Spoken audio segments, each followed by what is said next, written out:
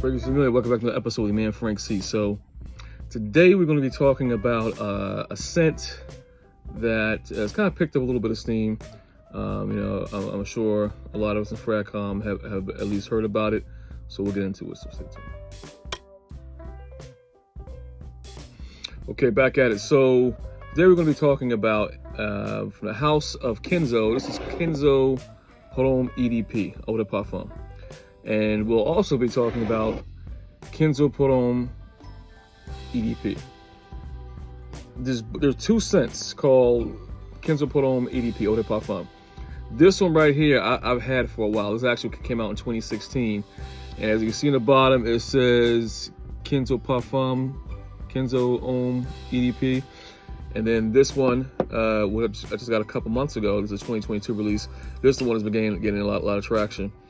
This EDP says the exact same thing. So I don't know. Like, I haven't really heard a lot of people kind of, mention this fact that we have two very different, we're going to get into that, two very different colognes with the exact same naming convention. So I don't know what happened there, but I mean, if you look it up, it's the exact same name for two very different scents. So let's get into 2016 first. So this one I got probably back in like 2018. I kind of was doing some research. Oh, Kenzo. And kind of, because I have another Kenzo Jungle. That was actually the first Kenzo I got. And that's really good. I got to dig that one up. I had that one for a while. And then I said, okay, well, let me get another Kenzo. I got this one. So I just happened to just look it up. 2016 release. This Kenzo right here is very different from this Kenzo. This Kenzo kind of reminds me a lot of, if you know anything about the Bulgari Aqua, kind of reminds me of Bulgari Aqua Marine, this one right here. It's kind of sweet, because that was a little sweeter than Bulgari Aqua. My favorite is Aqua Marine, the original Aqua from Bulgari, and then Bulgari Aqua Amata, that's the orange one, that's discontinued. But Aqua Marine, that's what this one reminds me of. Except it's not. Yeah, it smells exactly like that one to me, except it's a little it's a little sweeter, I would say. Aquamarine is sweet, but you can still get that saltiness in there, while this one is a little sweeter. The projection on this, it's really good. Projection on this is kind of average. So is longevity. I usually get about 5 or 6 hours out of it, but it's a really good scent. As you can see, I put a little dent, nice dent on it, because I did wear it a lot when I first got it, like I said, back in 2018 time frame. But to really get it going, you do have to put a lot of sprays on, because I don't think it's the best of performers. So the notes on Kenzo Homme 2016 are mint, citruses, cardamom, C-note, sage, spices, sandalwood, vetiver, cedar, and vanilla. So from that, it has vanilla, the sweetness, a little bit of spiciness in there. It's a really good scent. And this one really wasn't really as hyped back in the 2016, 2018 time frame, from what I can remember. Nobody was really talking about this one. I just happened to just grab it randomly and wear it, and I've enjoyed it over the years. So enter in 2022 with the exact same name fragrance. This is Kenzo Homme EDP. I don't know if the designers or anyone might have forgot that they had a 2016 EDP already with with the exact same name.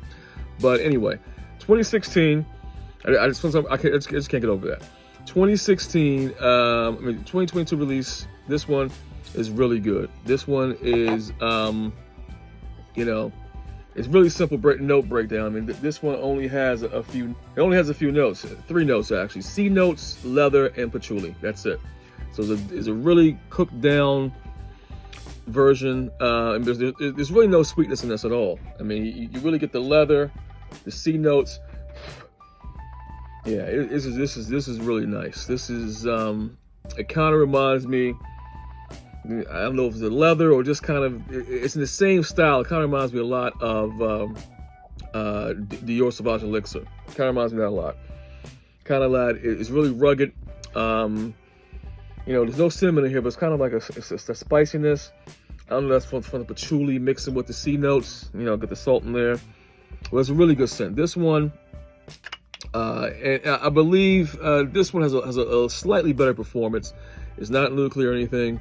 Slightly better performance. I get like 6 to 8 hours out of this one as opposed to 4 to 6 with the 2016 release. And the projection, it performs like a parfum. So if anything, I would think this would be called Kenzo Pour Homme Parfum, not EDP. You know, they had a really, you know, in a natural naming convention.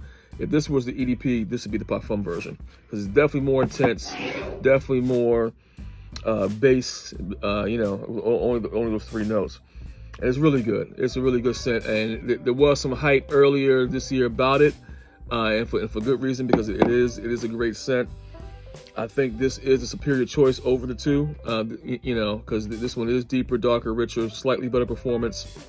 But they're both great, and I think they would both be, you know, you're looking for Kenzo Pour Homme EDP, and you get this, you know, and you might stumble upon this. I think they're both worth having in a collection, because they're polar opposites. This one is sweet, like I said, it's like aquamarine, but even a little sweeter. And this one is the more dark, brooding, more serious version, which I would consider a parfum version, in the same vein of Dior Sauvage Elixir. So at the end of the day, I would say get both, because there's room in your collection for both, because they're both very different. So, Fragrances Amelia, that's all I had today. Until next time, take care.